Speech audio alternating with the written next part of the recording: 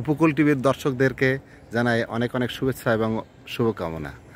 আমরা শুরু করছি এবং সাক্ষাৎকার নিতে যাচ্ছি উপকূলের কৃতি সন্তান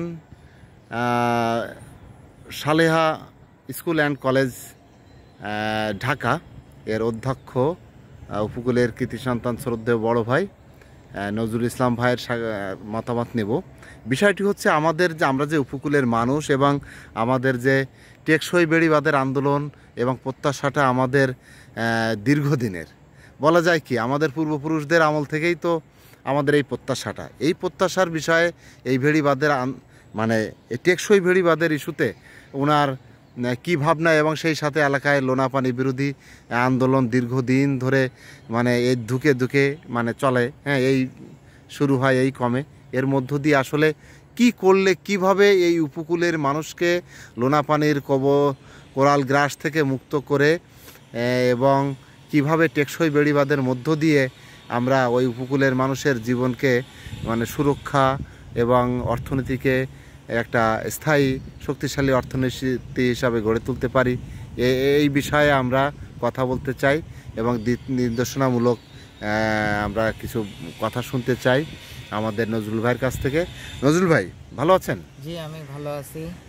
তো আমাদের ভালো লাগে যে উপকূলের একজন সন্তান হিসাবে আপনি ঢাকার বুকে যেভাবে আমাদের মাথা উঁচু করেছেন, এত বড় একটা প্রতিষ্ঠানের অধ্যক্ষ হিসেবে কর্মরত আছেন।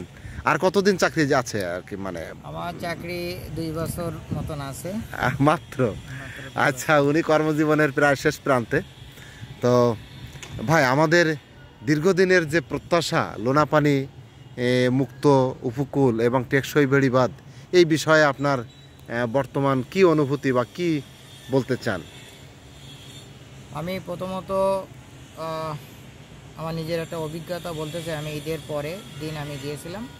আমার সৌভাগ্য হয়েছে ওডাইল ইউনিয়ন, কবিলবাণী, লতার থেকে শুরু করে দেলুটি, গদাইপুর, রাড়ুলি থেকে শুরু করে পাইকগাছা, আলমতলা হয়ে উত্তর দক্ষিণ বেতকাশি পর্যন্ত আমার যাওয়ার সৌভাগ্য হয়েছে ঈদের দিন পরে।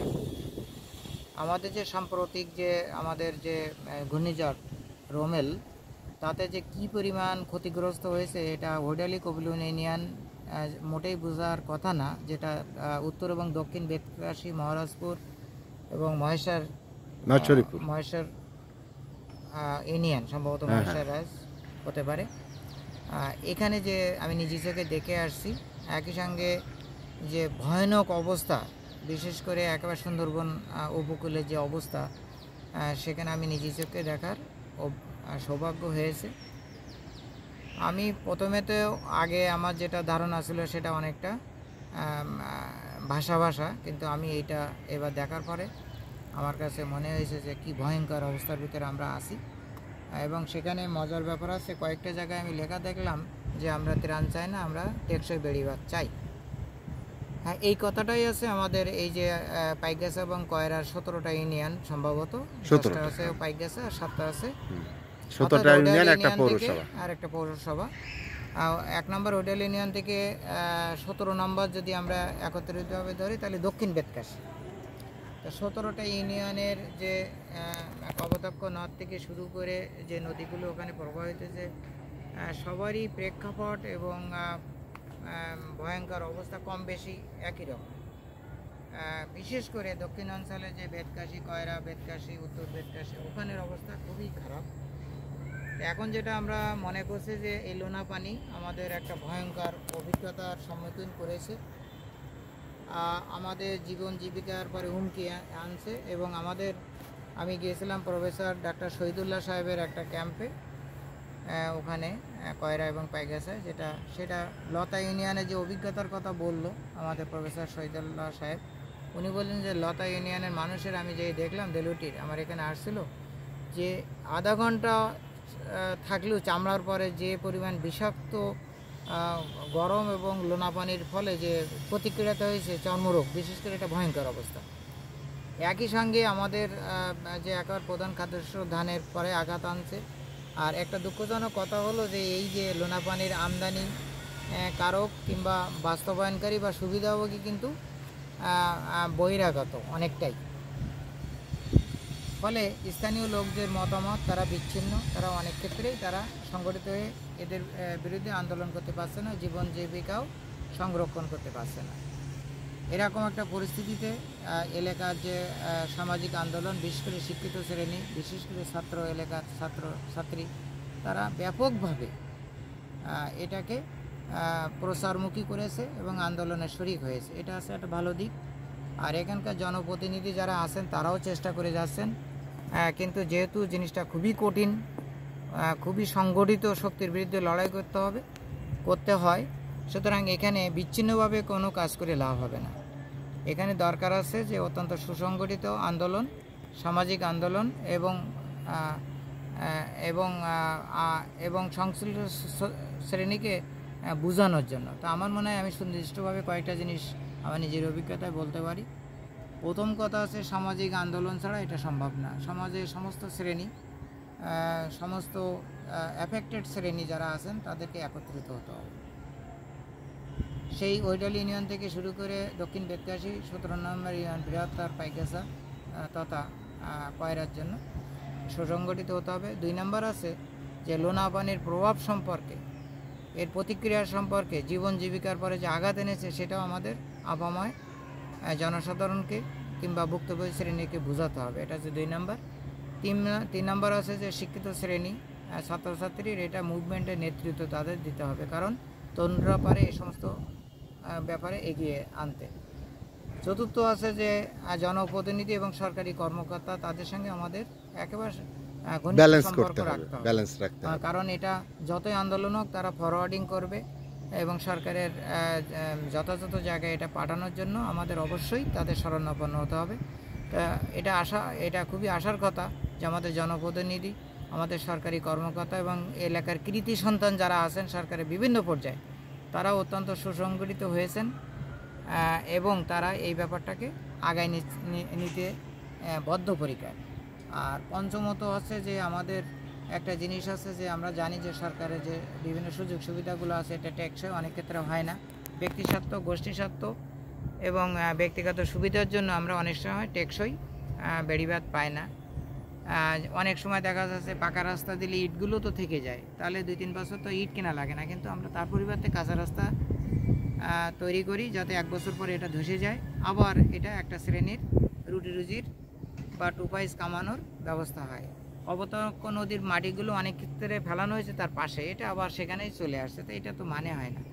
এই ক্ষেত্রে আমাদের অবশ্যই অত্যন্ত সজাগ থাকতে হবে যে বাঁধগুলো হচ্ছে, যে সরকারের যে কোটি কোটি টাকার প্রকল্প, বিশেষ করে মাননীয় প্রধানমন্ত্রী যেভাবে উপকূলবাসীর জন্য আমাদের যে বরাদ্দ দিয়েছেন, সংসদে এটা আলোচনা আছে, সেটা অবশ্যই সবাই আনন্দের এবং গর্বের। কিন্তু এই কাজটা যাতে ঠিকমতো হয়, এই কাজটা যাতে টেকসই হয়, এখানে যাতে বেড়িবাঁধগুলো স্থায়ী হয়, তার জন্য আমাদেরই চোখ কান খোলা রাখতে হবে। নজরুল ভাই, এখানে আরেকটা প্রশ্ন করতে চাই। আমাদের বর্তমান মাননীয় সংসদ পাইকগাছা কয়রা খুলনা 6 আসনের উনি জনাব মোহাম্মদ রশিদুজ্জামান মোড়ল। তো এই যে উনি দীর্ঘদিন লোনাপানি বিরোধী আন্দোলনের নেতৃত্ব দিয়েই মূলত ওনার পরিস্থিতি উত্থান এই উপকূলে এবং বিভিন্ন আন্দোলন সংগ্রামের ওনার সরাসরি নেতৃত্ব এবং ভূমিকা রাখার সুযোগ হয়েছে এবং উনি দিয়েছেন। তো যেটা রাজনৈতিক অঙ্গনের আর কোনো নেতার দিকে এইভাবে বলা যায় না যে অমুক নেতৃত্ব লোনাপানি বিরোধী আন্দোলনে খুব সক্রিয় ভূমিকা রেখেছেন, কিন্তু রশিদুজ্জামান মোড়লকে একথা সবাই দলমত নির্বিশেষে উপকূলের মানুষ স্বীকার করে বা বিশ্বাস করে যে এই মানুষটি লোনাপানির একমাত্র আর কি সামনের সারির নেতৃত্ব, যে মনে প্রাণে এই উপকূল থেকে লোনাপানিকে নিশ্চিহ্ন করে দেওয়ার জন্য জেল জুলুম সব আন্দোলন মানে উনি করেছেন, জেল জুলুমও ওনার উপর দিয়ে গিয়েছে। তো এই নেতৃত্ব আজকে আমাদের সৃষ্টিকর্তার অশেষ রহমতে এবং কি বলা যায় মানে উপকূলের মানে মানুষের অভিভাবক হিসাবে, বিশেষ করে পাইকগাছা কয়রার অভিভাবক হিসাবে রশিদ ভাই যে আজকে এমপি, এটা সংসদ এর থেকে বড় সম্ভাবনার বা সুযোগ আমাদের উপকূলবাসীর কাছে আর আছে বলে মনে হয় না। তো উনি এমপি থাকাকালে কি এই লোনাপানি বিরোধী একটা মানে মুভমেন্টটা সফলতা পাওয়া সম্ভব? এটা কি মানে আমরা প্রত্যাশা করতেই পারি, সবাই তো করছে, এটা আসলে বাস্তবতার সাথে কতটুকু মানে হতে পারে? ওনার তো আন্তরিকতার কোনো ঘাটতি থাকার কথা নয়, কি মনে হয়? ধন্যবাদ। আমাদের মাননীয় সংসদ খুলনা 6 পাইগাস এবং কয়রার অত্যন্ত তৃণমূল থেকে উঠে আসা আমাদের যে এমপি মহোদয় জনাব রশিদুজ্জামান সাহেবের সঙ্গে আমার এই ছুটির পরেই, ঈদের ছুটির পরে আমাকে দুটো অনুষ্ঠানে থাকার সৌভাগ্য হয়েছিল। ওনার যে কথা, ওনার যে আন্তরিকতা, এই ব্যাপারে আমি নিজের চোখে দেখেছি। আর ওনার সঙ্গে আমাদের যে দেখা, ওনাদের সঙ্গে যে আমাদের সম্পর্ক, সেটা কমপক্ষে 30 বছর। মাননীয় সাংসদ সাহেব এই ব্যাপারে লোনা পানের বিরুদ্ধে অভিযোগ আন্দোলন করতে যেয়ে উনি জেল জুলুম নির্যাতনের শিকার হয়েছেন, এটা সত্য। একই সঙ্গে উনি কপিলবনি ইউনিয়ন পরিষদ পরে আছে। আমি জানি যে পাইগাসা উপজেলা চেয়ারম্যানও ছিলেন অনেকদিন, এরপর মাননীয় সংসদ। সুতরাং ওনাকে নতুন করে বলার কিছুই নাই। উনি আন্তরিকভাবে দেখেন এবং উনিও এর ব্যাপারে একটা ভুক্তভোগী। সুতরাং আপনি আশাবাদী? আমি আশাবাদী এবং আমাদের সহযোগিতা করতে হবে, কারণ এটা সংগঠিত শক্তির বিরুদ্ধে আন্দোলন করতে গেলে সকলের সহযোগিতা দরকার। আমি অত্যন্ত আশাবাদী যে আমাদের এই বর্তমান নেতৃত্ব রশিদুজ্জামান সাহেবের নেতৃত্বে আমরা এই আন্দোলন সফলতার মুখ দেখব, আমি বিশ্বাস করি। ধন্যবাদ নজরুল ইসলাম ভাইকে। এবং আমরাও আর কি স্বপ্ন দেখি, আমরাও আশা করি যে এটাই আমাদের সুবর্ণ সুযোগ, যখন একজন মানে একেবারে রুট লেভেল থেকে উঠে আসা একজন লোনা পানি বিরোধী শক্তি আজকে সংসদ সদস্য। সুতরাং উপকূলের মানুষের স্বপ্ন পূরণ সেটা সময়ের আর কি বিষয় মাত্র।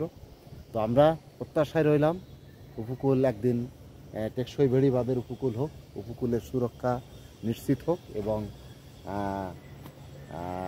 আমরা লোনাপানি বিরোধী অবস্থান থেকে যে প্রত্যাশাটা দেখছি সে স্বপ্ন আমাদের সফল হোক, সত্য হোক, এবং সবুজ প্রকৃতির উপকূল হোক, সেটা আর খুব বেশি দূরে নয়। এই প্রত্যাশায় আজকে আমরা উপকূল টিভির এই আয়োজন থেকে বিদায় নিচ্ছি। সবাই ভালো থাকবেন, সুস্থ থাকবেন, উপকূল টিভির সাথে থাকবেন।